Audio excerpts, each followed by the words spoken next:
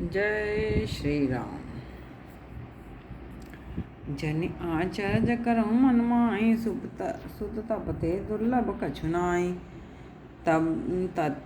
तब्बल ते जग सृजई विधाता, तब्बल विष्णु भय परित्राता, तब्बल शंभु करे संहारा। तबते अगम न कछु संसारा, भयो निपहि सुनि अति अनुरागा। कथा पुरातन कहे सुलागा, करम धर्म इतिहास अनेका, करे निरूपण बिरति विवेका। उद्भव पालन प्रलय कहानी, कैसी अमित आचरज बखानी। सुन महिष तापस पस भयो, आपन नाम कहन तब लयों। कह तापस निप जानऊ तोय, कीन्यऊ कपट लाग भल मोय। सुन महिष असी नीति, जै तै नाम न कहे निप। मोहि तोहि पर अति प्रीति, सोई चतुरता विचारी तब। मंगल भवन मंगल हारी, द्रवहु सुदशरथ अजिर बिहारी। नाम तुम्हार प्रताप दिनेसा, सत्य केतु तब पिता नरेसा। गुर प्रसाद सब जानई राजा, कह न आपन जानिय काजा। देखि तात तब सहज सुधाई, प्रीति प्रतीति नीति निपुनाई। उपजि परी ममता मन मोरे, कयऊँ कथा निज पूछे तोरे। अप्रसन्न मैं संशय नाही, मागुज भूप भाव मन माई। सुनि सुबचन भूपति हर्षाना, गई पद विनय कीनि विधि नाना। कृपा सिंधु मुनि दर्शन तोरे, चारि पदारथ कर तल मोरे। प्रभु तथापि प्रसन्न बिलोकी, मागी अगंबर हों अशोकी। जरा मरण दुख रहित तनु, समरज तेजनि को। एक छत्र रिपुहीन मही, राज कलप सत हो। मंगल भवन मंगल हारी, द्रवो सुदशरथ अजर बिहारी। हे राजन, अपने मन में बिल्कुल भी आश्चर्य मत करो। सुत तप के समान दुर्लभ और कुछ नहीं है। तब्बल से ही इस जगत की सृजना हुई है। तब्बल से ही विष्णु जी सभी चीज़ों का परित्राण करते हैं। तब्बल से ही शंभु भगवान शंकर सभी का संहार करते हैं। तब से बढ़कर कुछ भी नहीं है। ये बातें सुनकर राजा के मन में और भी अनुराग जागृत हुआ।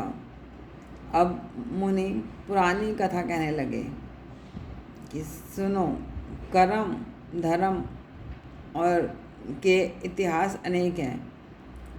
इसकी व्याख्या करना बहुत ही कठिन है। मनुष्य की उत्पत्ति, पालन और प्रलय की कहानी, इसमें भी बहुत ही आश्चर्य है। की बातें सुनकर राजा उस तपस्वी के वश में हो गया। फिर वो अपना नाम कहने लगा कि हे तपस्वी, मैं तुझे जानता हूँ। तुमने बड़ा ही कपट किया है, लेकिन मुझे अब आप पर प्रीति हो रही है। हालांकि मैं तुम्हारी चतुरता को जान गया हूँ। तुम्हारा नाम प्रताप है। तुम्हारे पिता का नाम सत्यकेतु राजा था। ईश्वर के प्रसाद से वो सब जान गए, और तुमने अपना कहीं अकाज ना हो जाए, कहीं मेरे साथ में कुछ बुरा ना हो जाए, ये सोचकर कुछ कहा नहीं। मैंने अब तुम्हारा सहज स्वभाव देखकर मुझे तुम्हारे ऊपर प्रीति और प्रतीति, नीति और निपुणता सब नज़र आ रही है। मेरे मन में बहुत ही प्रीति उत्पन्न, ममता उत्पन्न हो रही है। मैं प्रसन्न हूँ, इसमें कोई संशय नहीं है।